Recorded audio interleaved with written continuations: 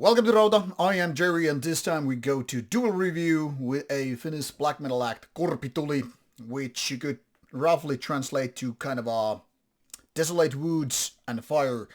So one word for that, but for us it means like when you light up a fire among the less used woods, forests, whatever, and you're just there, maybe probably alone and all stuff, very, very Finnish feeling to it, but I guess it would apply to a lot of campers and those who like to wander around among nothing, that is, in nature and all.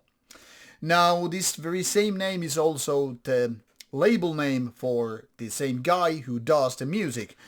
Coincidentally, of course not. I mean, it's his thing, his passion project and all that stuff, Korpituli Productions, and previously he has taken part of other bands as well and released other bands' tapes, CDs, whatever. Now, this is mentioned because previously his solo project Korpituli, what I have here as double CD feature, previously it was released by another label, and now he has focused releasing the stuff on his own, expanding his projects and whatnot. So this is interesting for you to know. His main act is known Ikuturso, a Finnish black metal band, so there's a little bit overlapping with these two projects.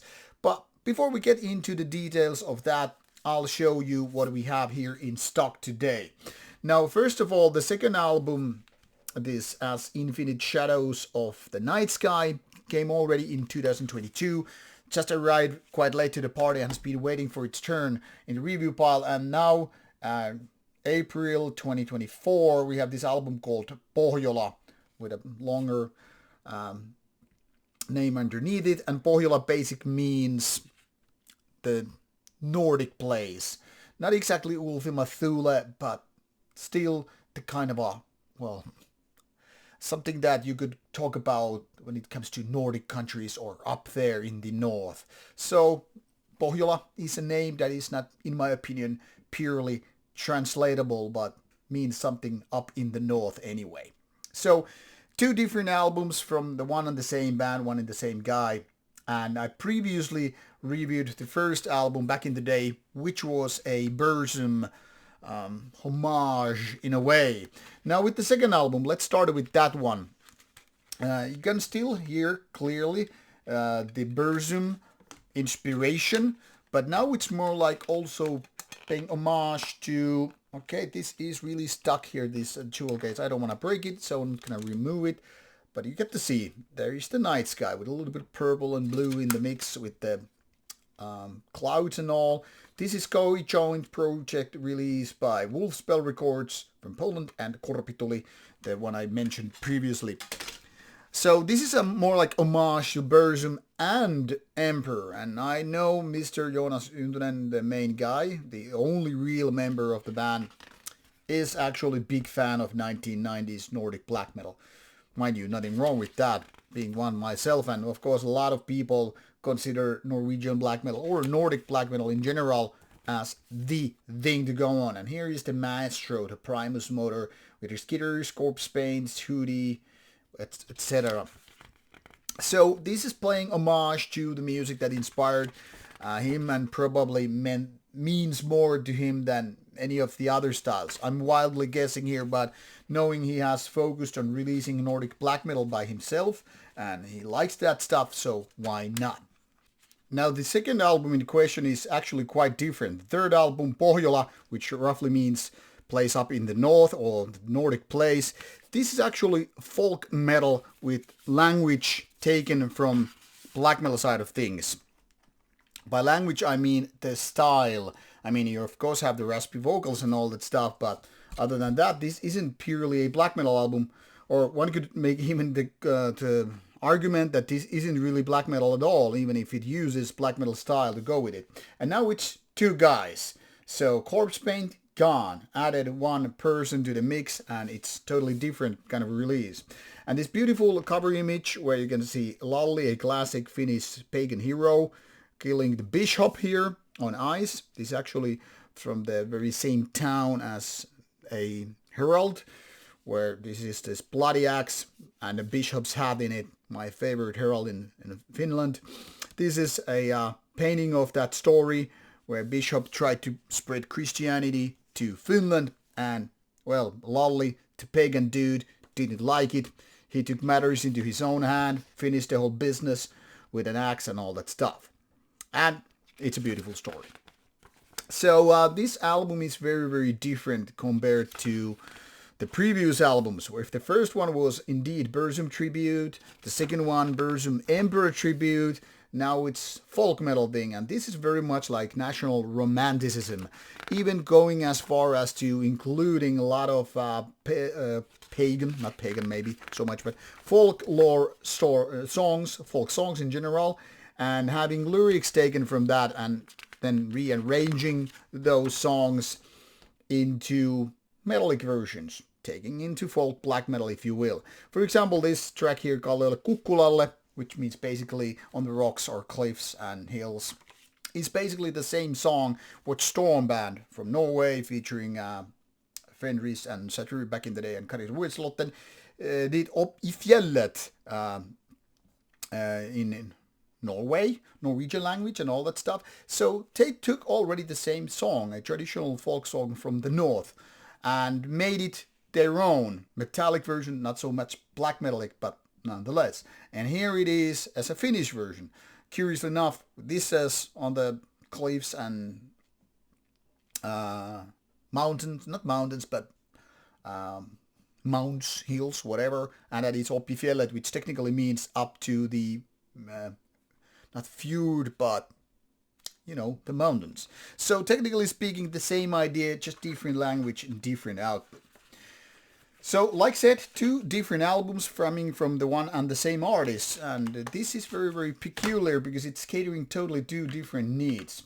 Now let's focus on the band's metal archive side while I guide you through the band and then start addressing the things on the albums. So what started in 2021 as a solo project has now gotten up to 3 albums, and quite quickly back to back if you really think about it. Now, it might look like this.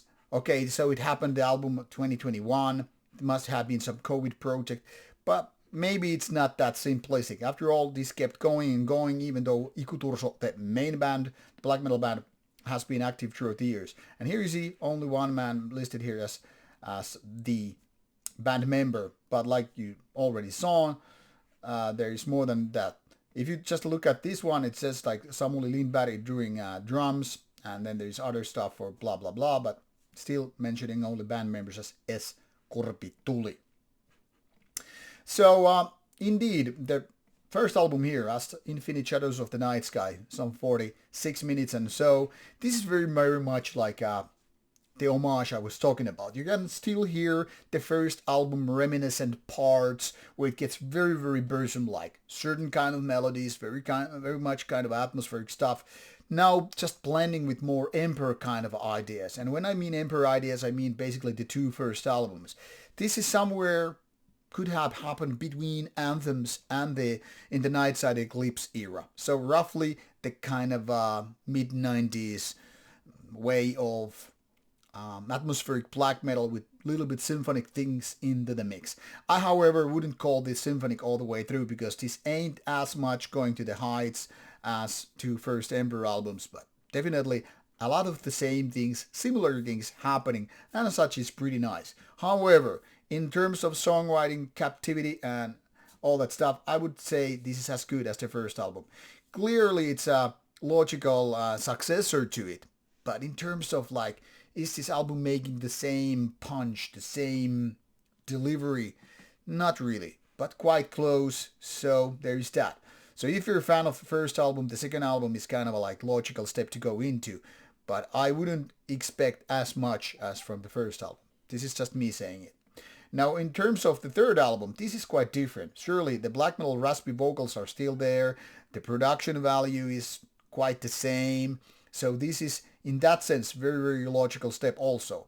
But now it's made of these folk songs. So the overall feeling is quite a different take in terms of that. Now, if the first 2 albums are more or less like very close to Iku Turso in the terms of playing Nordic black metal, and kind of like losing the point. Like, why would you have two black metal bands with the same man creating the music and then resulting quite the same? Now it feels like Pohjola is the bold step that needed to be taken. Is it for the same audience? Not necessarily. Is it of the same quality? Yes, so. The thing here is, this is made of folk songs, or songs that are reminiscent to the classic traditional folk songs coming from the culture and all. And as such, this is indeed a little bit different. Now, what you would expect from a typical folk metal album, I guess, is more clean vocals, like Korpituli and whatnot. Maybe even more like getting crazy, goofy, having booze and whatnot. Whereas this is definitely still having, clinging to black metal, having black metal elements, if you will. So calling it folk black would be totally reasonable. You have, on the other hand, the very typical black metal production, black metal vocals, and riffs that could be from black metal. But in essence, it's definitely folk metal thing. So it's like one foot having on the folk metal side, and on the other hand, it definitely sounds like black metal one. But it's not clearly one or the other, because in my opinion, it's trying to make it best of both worlds. Those who favor traditional folk metal without any kind of a black metal thing in the mix might not like it. Maybe it's too black metal, too much raspy vocals, too much black metal reminiscent to in the first place. And those who like black metal but are not exactly into folk metal might find like, okay, this is a little bit too goofy, too much folky, too much this and that. So it's gonna be a hard cookie to crack. Then again, a lot of these kind of albums were made back in the 90s by Swedish bands, by Norwegian bands, by Finnish bands, etc. So it's not like out of ordinary, it's just tougher cookie to crack. But in my opinion, this might be the most important album the band has made so far, because it actually sounds different than the first two ones, which are more or less tribute albums. I'm using quotation marks because I'm not saying they're 100% that, but they certainly feel like they're playing tribute to that. And one could have been imagining, okay, if they already made tribute to Burzum and Emperor, what is next? Gorgor, Enslaved, Dark Throne, whatever. And luckily, they were not going to that direction, but taking the step. And when I say they, I really mean Mr. Korpituli, Jonas Juntunen, because he is the man. But since there is more than one people in the band, who knows how many background things there might be in play. Whatever it's worth, I would say the first album is still the best musically. In terms of importance, I would say Pohjola is the album you want to learn to know because it's different. It stands alone from the rest. So it might be the little brother comparing to the first ones, but it also the boldest, the most, I guess, courageous work from the band. We shall see where this goes next. If I get my hopes through, I would say go even more boldly to this folk metal territory and abandon all the unnecessary black metal things. It might not be my thing, but at least it would be his thing, honestly and differently. So there it is. Like I said, this album is out since April 19th of 2024, so very fresh from the oven still. So check it out. You will find links provided in the description box. Now off you go and enjoy it, and if you like it, buy it. This is Rauta. See you soon with more reviews coming your way.